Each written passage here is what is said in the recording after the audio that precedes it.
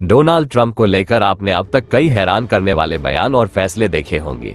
कभी किसी देश पर टैरिफ की धमकी, कभी ग्रीनलैंड पर कब्जे की बात, तो कभी दूसरे देशों के नेताओं को लेकर विवादित बयान। लेकिन अब एक ऐसा फैसला सामने आया है जिससे सिर्फ इमिग्रेंट्स ही नहीं बल्कि खुद अमेरिकी नागरिकों की जिंदगी भी खतरे में पड़ गई है।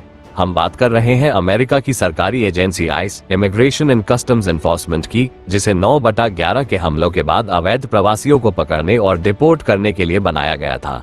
लेकिन अब आरोप है कि ट्रंप सरकार ने इस एजेंसी को अपने राजनीतिक एजेंडे के लिए एक तरह से हथियार बना दिया है।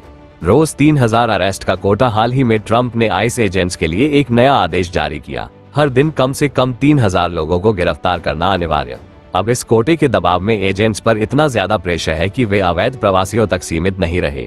आरोप है कि अब ग्रीन कार्ड होल्डर्स, वैध वीजा वाले लोग और यहाँ तक कि अमेरिकी नागरिकों को भी गिरफ्तार किया जा रहा है।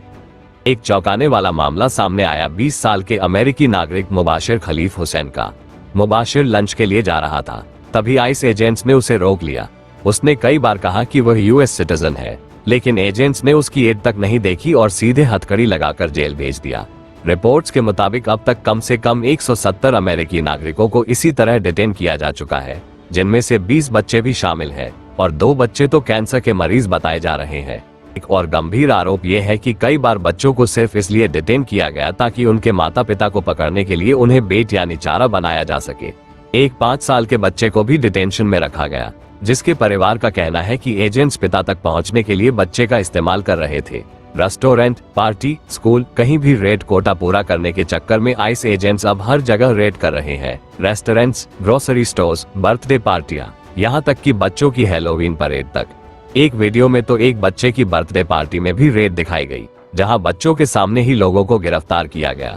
8 जनवरी को मिनियापोलिस में एक बेहद चौंकाने वाला मामला सामने आया। आइस एजेंट्स ने एक 37 साल की महिला निकोल वुड को गोली मार दी।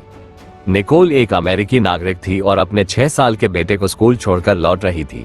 पिछले साल ही आइस की कस्टडी में कम से कम 32 लोगों की मौत दर्ज की गई है बिना वारंट अरेस्ट। और इम्यूनिटी स्थिति और गंभीर इसलिए हो गई है क्योंकि नई नीति के तहत आइस एजेंट्स को अधिकार दिया गया है कि वे सिर्फ शक के आधार पर किसी को भी रोककर गिरफ्तार कर सकते हैं।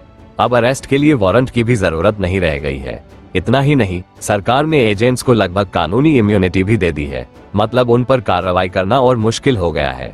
Make America great again Trump का चुनावी नारा था, लेकिन सवाल उठ रहा है कि ये कैसी ग्रेटनेस है जहां अपने ही नागरिकों को गिरफ्तार किया जा रहा है, बच्चों को डिटेंशन सेंटर में रखा जा रहा है और कोटा पूरा करने के लिए किसी की भी जिंदगी बर्बाद की जा सकती है। मानवाधिकार संगठनों का कहना है कि ये नीति अमेरिका को एक सर्वेलेंस स्टेट यानी निगरानी वाले देश की ओर ले जा रही है। सबसे बड़ा सवाल यही है, क्या अवैध इमिग्रेशन रोकने के नाम पर कानून और मानवाधिकार दोनों को कुचला जा सकता है? और क्या किसी सरकार को यह हक है कि वो अपने ही नागरिकों को डर के साए में जीने पर मजबूर कर दे? फिलहाल अमेरिका में डर, गुस्सा और असुरक्षा तीनों तेजी से बढ़ रहे हैं और इस पूरे सिस्टम की कीमत अब आम लोग चुका रहे हैं।